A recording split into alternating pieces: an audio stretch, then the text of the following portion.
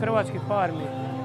U svakom slučaju ga treba podržati, znači raditi na njemu, forsirati ga, da se široko pučanstvo upozna sa kvalitetom naših proizvoda, da oni vide kakvi su to proizvode, da okuse te proizvode i da vide kolika je to razlika od onih proizvodima koji su u trgovačkim lancima. Znači i da vide samo proces te proizvodnje ako je moguće i na način koji se dobija i ostalo.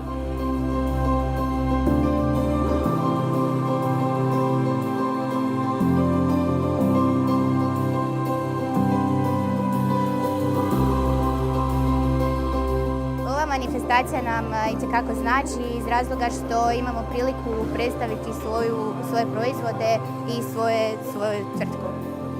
Ovo je jako dobra promocija, pogotovo za nas početnike koji smo tek krenuli u taj